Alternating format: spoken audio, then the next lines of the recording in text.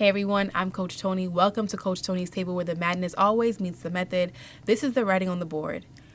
When and where do we build relationships? Let's get into it.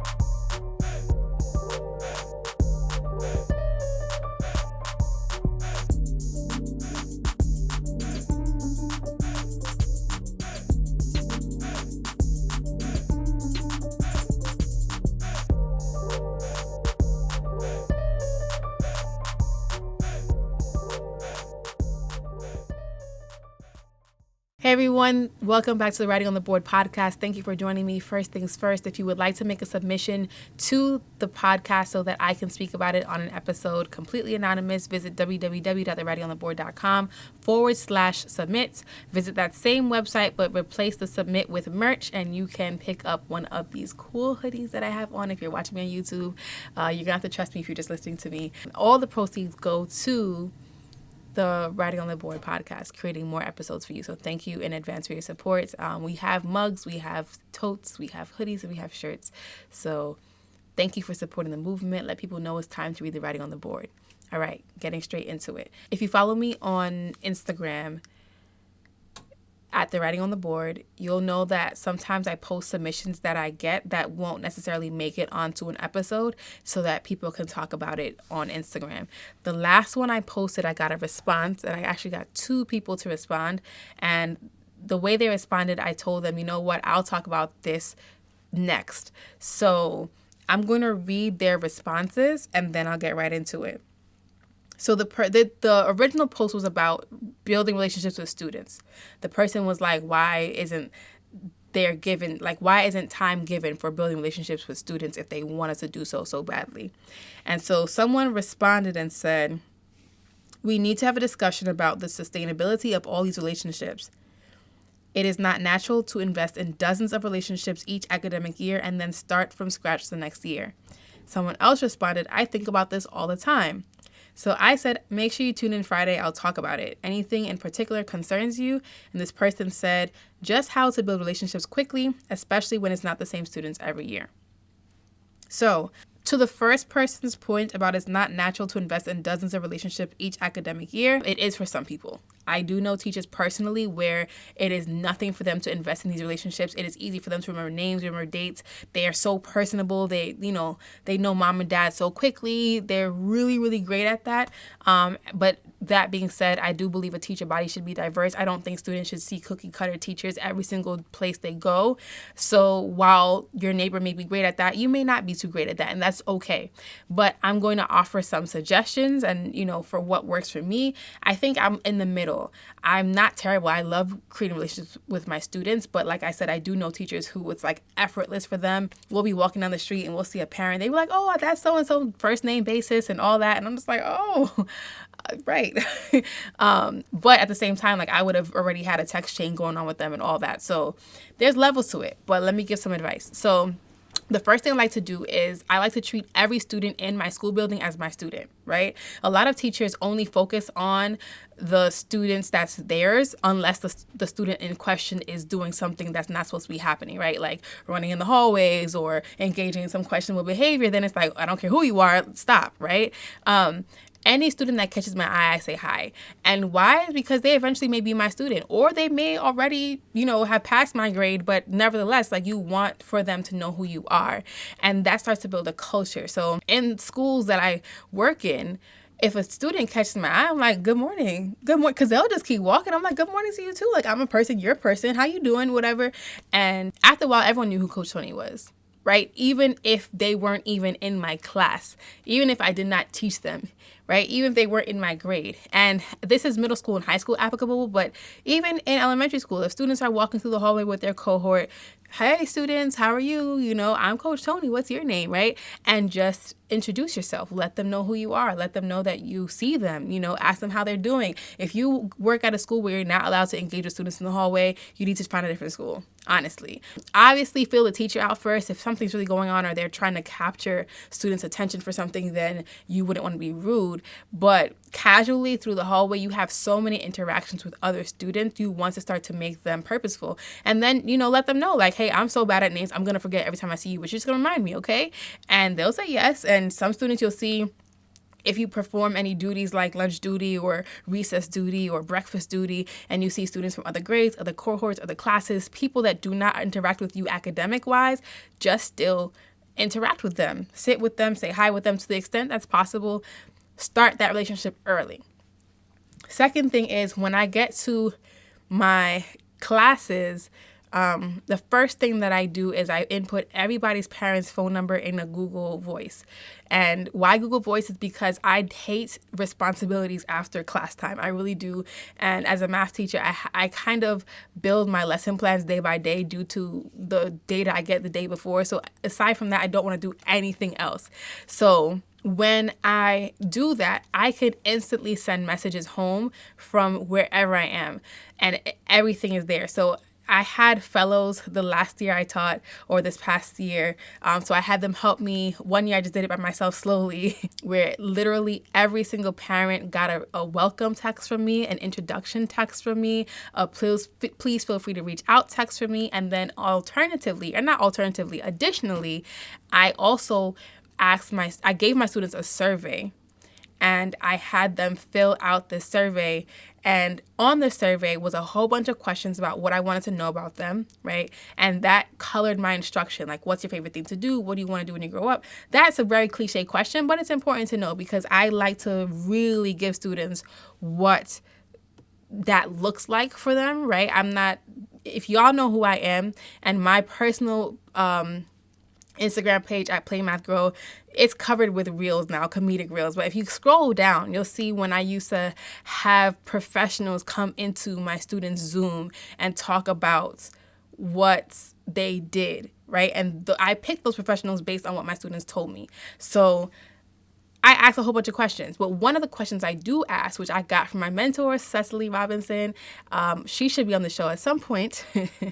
I asked them, which parent do you want me to contact when you do excellent work in class, right? And this person, right, now is somebody that as soon as the students do something really great, and it's not even like anything that's worth celebrating, right? Students actually start to come to me like, will you text my mom about this? Or will you text my grandma? Yeah, sure. And it's in my Google Voice. So it's on my phone. It's on my computer. My Google Voice literally is attached. I created a separate one, but it's attached to every single device I have. So I couldn't just whip out my phone. I send the text. I show the student like, that's good. They're like, yeah, that's good. My mom's going to be so happy when I get home. And believe it or not, them feeling that sense of accomplishment and pride lets them open up to you even more. So now they feel comfortable. Now they trust you. Now they know that you're not out to get them all the time. So I've had the last class I had, I literally, I was like, I'm going around the room. So if I have a unit in a week or whatever the case may be, or 2 weeks, or I said through this unit, I'm gonna try to get to everyone. So when you're shining, make sure you tap me so I can send this, and it just allows the students to be more relaxed with you and to, engage. So when they come back the next day and they're so happy, they come back the next day and they got, the new sneakers on their feet. Or if they come back the next day and, they got some money, they got allowance, whatever the case may be, or they just got praise, like it's not even tangible. They got that praise. They feel so good. They now draw closer to you. They now trust you. Okay, now, in terms of just building relationships, when I start the school year off, I do not teach for the first week. I don't teach content, like math content, for the first week. I don't do it. And at the end of the day, I really couldn't care less if anybody told me to do it, because I'm just not. I never will. And if I was to get hired somewhere and they asked me about that and they told me that's not possible, I would probably not accept the position. The reason why is that first week is so imperative to just let the students know who you are. You do need that time, and it has to be purposeful, and you cannot rush that. So that first entire week, I'm not teaching an ounce of math. My instructional dean used to be like, oh, you can put, I'm like, no. Oh, you can do prerequisite no. I'm literally building relationships. And at this point, right, the teacher shortage, they need us. So I can't see it being such a problem for them to just delay things for a week. We can take a pause to really show students that we just want to know about them. We're interested in them. I talk to my students, and I built the processes for my classroom. So that was something really, really important that I did. Norm building, documentation, processes. This is how we do everything. Like, this is how we dismiss. This is how we enter. This is how we this. And it was all documented with, anchor charts and just between the processes of the classroom, right? Because the systems that you develop in your classroom, if you develop them thoroughly, you will never have serious problems. Obviously, every student comes in one day off their game sometimes. Serious problems will be few and far between if you really create systems for your classroom, right? And literally, I took a lot from the systems courses that I took for my business. And so the PD that I offer on my website on CoachTonisTable.com about systems for your classroom goes through what it looks like to develop systems, document systems, process, policy, like all those things you can do to start to create that. So that first week, that's all we're doing. Let's practice how this works. Look at the documentation that's on the wall. What does that mean? How about you contribute to the wording? What would you like to see in this classroom? What's the space about? How many of you like math? Do you not like math? I feel okay about it, but I want you to respect it. What do you like to do for fun? Like, what do you feel about what's going on in this world today? How are you going to make the school year great for you? I don't care. We're just going to talk. And in the middle of talking, we could practice whatever it is. Like, I used to have some strategies for when we got observed. So I would help them through that. Like, if someone walks up in here, don't freak out. This is what we're about to do, about to show them how great we are and what a community this room is, right? So all of those things you think about ahead of time. And that first week is just y'all gelling and bonding. And then between that and during that week, putting all the numbers in the Google Voice and making sure that parents know who you are. And, it's not a threatening message first, right? Because some people wait to text parents until something's wrong. Nah, let them know ahead of time, right? And then you tell students, like, come tap me when you're doing excellence, and I'll send a message home instantly, right there, right away. I do that for negative messages too, like right away, so it's not something on my plate afterwards. But that's just me. I hate making phone calls after the fact.